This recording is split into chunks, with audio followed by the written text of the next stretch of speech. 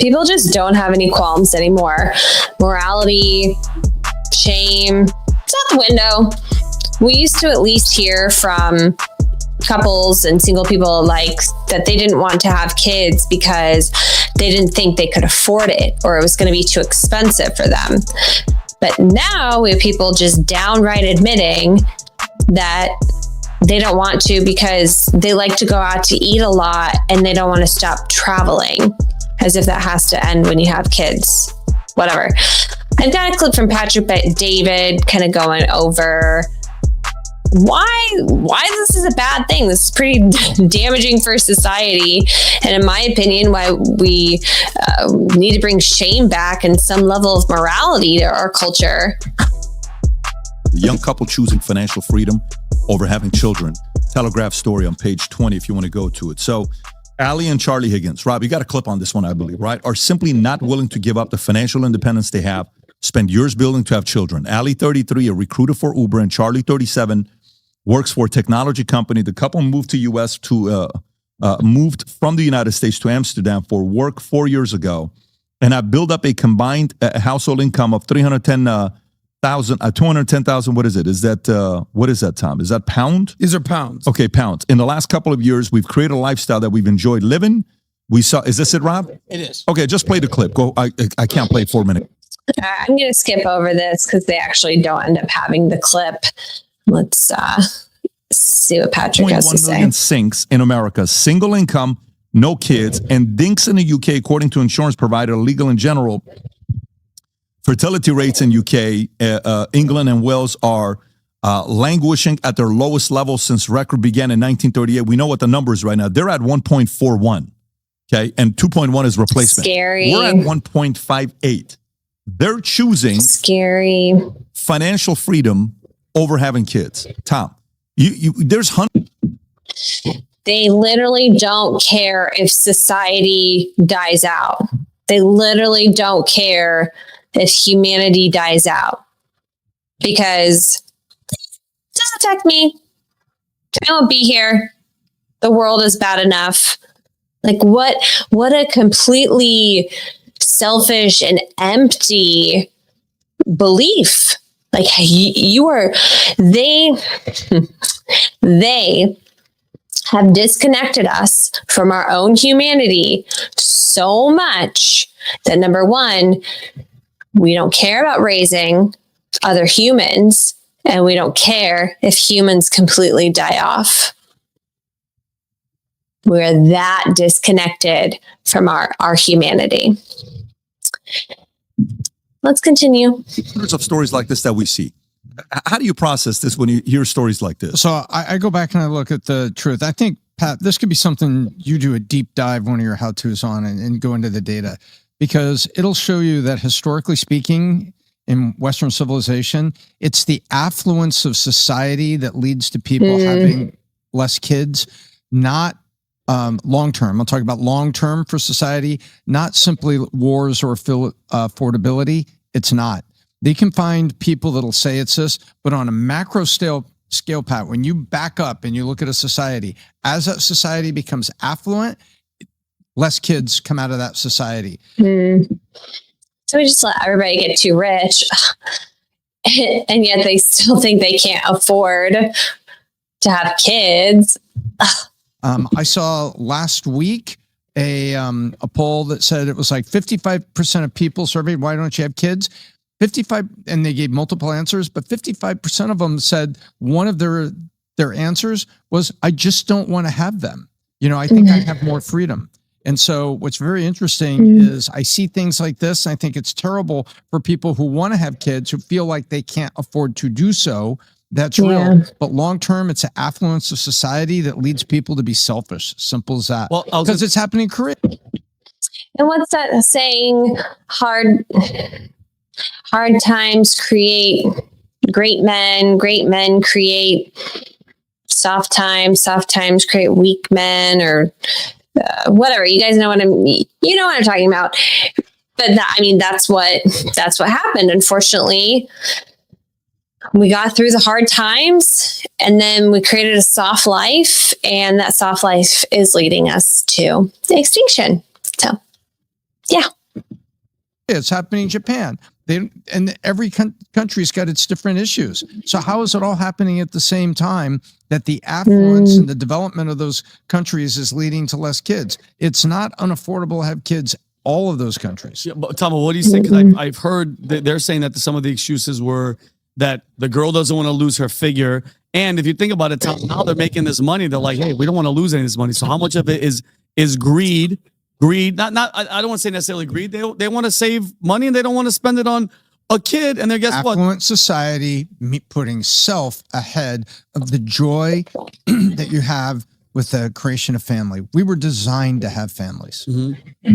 Got you. By the way, in 2020. And that's why I'm saying we're so taken away from our humanity, from our humanness, because we were designed to procreate. We were designed to carry on the human race, just like we see all other animals in the animal kingdom doing the same thing. That's how we were designed, to keep the cycle going. And for a woman to say, oh, I just still want to lose my figure. Number one, you were designed to create and pop out babies. Sorry for ya. Sorry to admit the truth to you. You weren't here. You weren't created to try to beat men at their own game, to try to beat men to the top of the career ladder, to live at home, single, lonely with your dogs and your cats. You were designed to procreate and to give birth. And that is such a miracle and a miraculous, beautiful, unique thing. Like, it's mind-blowing that the system they've created for us and all the chemicals they've put in us and all the propaganda they've put in us has really worked this well, that women are so turned off and disgusted and removed from their desire to be pregnant and have children that I just don't want to lose my figure. Let's be honest. Most of the women in America, girl, you could lose that figure. You could lose about 40 to 50 pounds off that figure. Let's be real. I see some women get pregnant and I'm shocked that their body can carry any more weight. It's true. It's true. And you all know it's true. You all know most of the population is overweight. I'm not saying anything we don't know. So let's say that this is a healthy person saying they didn't want to lose their figure. Well, let me tell you, I just had a baby not too long ago, and I'm a very healthy eater. You can ask my husband. And working out and exercising is very important to me. Not just because of my figure, but for my health in general and just how I feel. Like I mean, again, you can ask my husband. If I don't work out for a few days, oh my gosh, I am a pain. I am a pain to be around because I just don't feel good.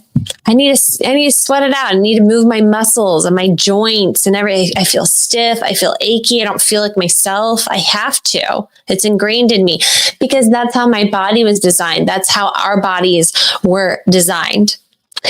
So again, anyways, for a woman to just be so selfish and think like your whole life is dedicated to what your meat sack looks like, which baby, no baby, this, that, and the other. I mean, there's women and men who were overweight their entire life, and then they start lifting weights and going to the gym at like 80 years old, and they look fitter and get more in shape than most of the rest of us. Like, the body is miraculous and amazing and incredible.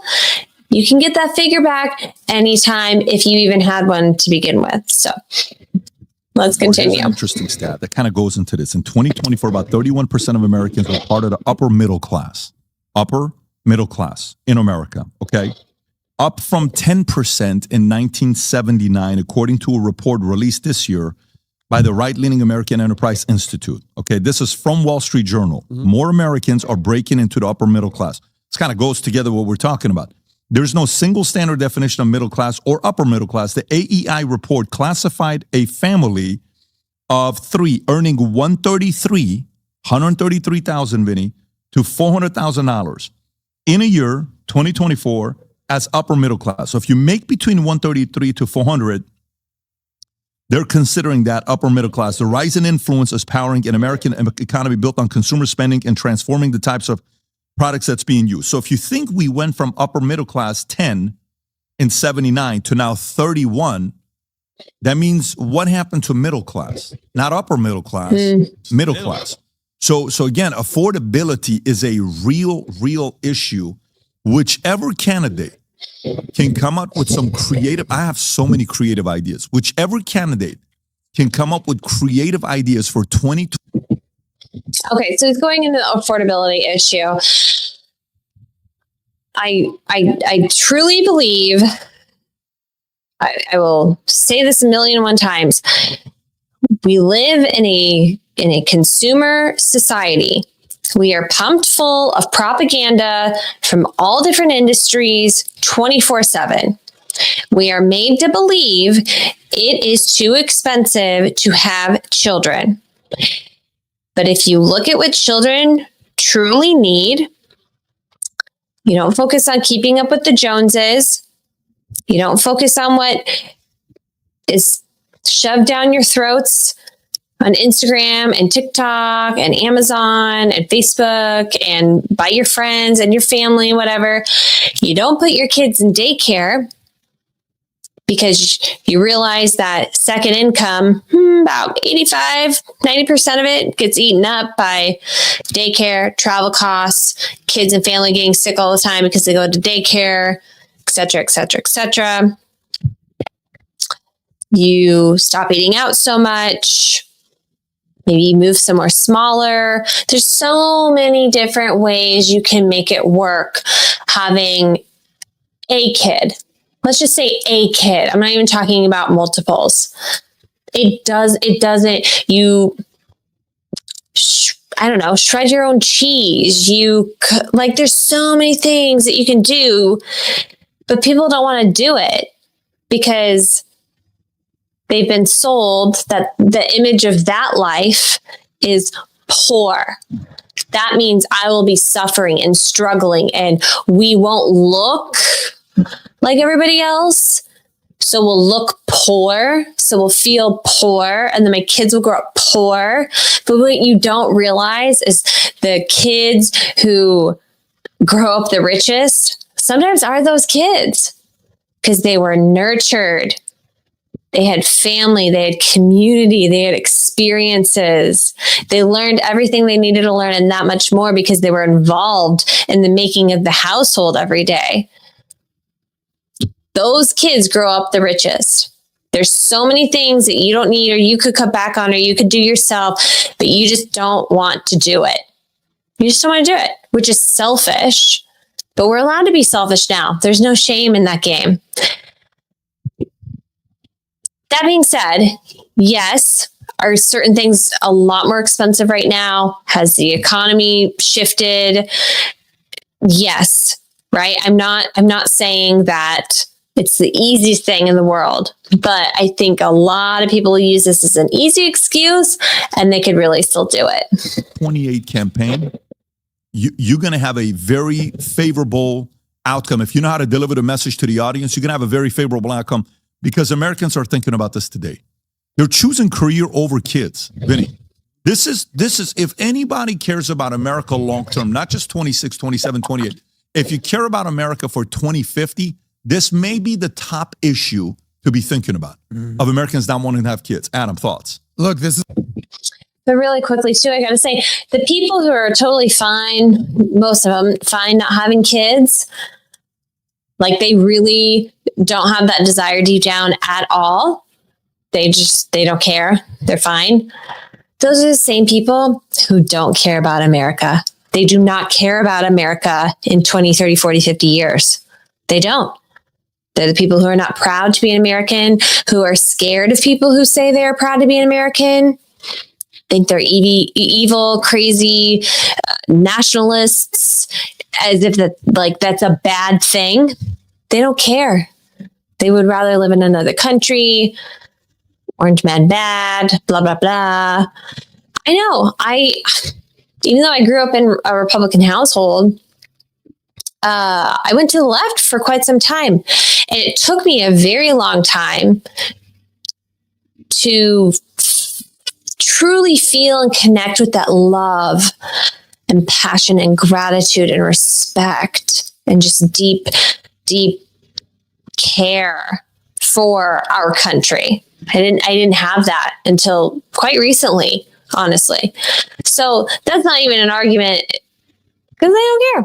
They just care about their own selfish desires. This is the conversation of our times. And, look, I ask all my married friends the exact same question. I said, give me the good, the bad, the ugly of marriage. And I've told this joke before. The one guy goes, my favorite thing, I love my wife. She's always there. My least favorite, my wife, she's always there. But here's the reality. I'm at the point in my life where obviously, I'm in a relationship now. I'm looking at the market and I'm seeing my friends who are somewhat happily married, a lot who are seemingly fake happily married, miserable, sort of. And then there's people who are loving their life. I get that. Then I have friends who are in their 40s, some in their 50s. And these guys are some of the biggest studs that I know in life. And they've been with more women than we even know about. But I always ask them, like, where does this end? Where does this end for you, bro? You're the biggest player. You're the biggest man. You know all the women in Miami. You're the man. It's like, where? You don't want to ever have kids? I don't know, man. I know one guy who got a, what's it called when you snip your stuff as a man? Vasectomy. I go, you got a vasectomy. You don't even have kids. Because yeah, I made that decision. And that's really ultimately what it comes down to. Like what Pat always says, who do you want to be? I've made the decision that I definitely want to have kids. Those men that he's talking about, those men, they have a false sense of manhood they've created for themselves by only focusing on, being the playboy and boosting their tail feathers for that short period of time. But if shit hit the fan for them, or when they get really, really old, whether they will admit it or not, they will regret not having kids. I think men deeply regret not having kids because that's your legacy and that's you building something that nobody else could build or do. So they'll regret it. And that's something that I'm working through and working on right now is because, listen, I like, these younger people you're talking about, these dinks and sinks and all these things. I know what it's like to have money and have a bunch of women, but not have the real fruit of life, which is kids. And obviously you have Pat out there that's encouraging everybody to have more kids. And this is something that I process. So I ask all my friends these exact same questions. Do you want to have kids? What age do you want to have married? Get married and have kids. And you know who the most important people that need to answer this question? Women. Because in my belief, this might offend somebody. Feminism, modern feminism has been sort of the worst curse that's been put on women. Because it allows them to believe that their job is more important than a family and that they have more time that matters. So whether you're a dink, a dual income, no kids, single income, no kids, a Henry, there's a thing called a ninja, a Henry, which is a high earner, not rich yet, or a ninja, no income and no assets. The last thing that you want to do, whether you're a man or a woman, is become a Sal. Single and lonely. The last thing you want in life. So figure out who you want to be and solve for that. There you go. By the way, the best thing you can do in your life, find the right person, have as many kids as you can. It's the best thing you'll ever do in your life. Yeah, we know he's a huge proponent of family. I think he has 4 or 5 kids. But I think a lot of that just stems from his culture and his background. I'm spot on though. 100%. The feminism movement did so much of this. And for those of you who don't know, the feminist movement stems from a bunch of eugenicists. So their plan is working. Many of them were involved in the occult, might I add. Some really sick and evil, twisted stuff. Kind of like a lot of people at the top are today. Isn't that funny how that worked out? So, don't believe me? That's okay. I'm going to share that information in another video, all about the history, so you can learn for yourself. That being said, he's totally spot on, because when women entered the workforce, they broke up the nuclear family, they broke up the household, and it all just kept going from there. They kept pushing women to try to, like I said, go beat men at their own game, go climb the ladder. And it's not like women didn't work. This is such an incorrect narrative. There's so many narratives that are not actually true about women and how things were before the feminist movement, and when we still did have traditional households and family. So I believe he's spot on. Would be curious to hear your thoughts down below, though. Do you think that this even matters? Are you also removed from your humanity? Did the spell work on you? Or are you somebody who truly wants kids and you can't afford it? Do you have kids you can't afford them? Are you doing just fine? Tell us in the comments below. If you are new to me, my name's Jennifer Cezero. I'm an American wife and mom, first-time mom to a almost 9-month-old. And I have shared in previous videos, my husband and I, we made the decision for me to stay at home with our son and our future children, and we're going to homeschool. And thankfully, he has a good paying job. Of course, it's, we don't have the same income as we did when I was also working. I also had a very well-paying job. But we've cut out a few things, but not the important stuff. And what matters more than anything is that I'm home raising our son. We're not having other strangers raise our son. And we're focusing on what matters for him, what matters to help him learn, to grow, for us to stay a healthy family. Like, it can be done. I promise it can be done. I swear. But again, let me know in the comments below where you're at on all of this. Give me a thumbs up if you like this video. Hit subscribe if you're new to me, and I'll see you in the next one. Bye.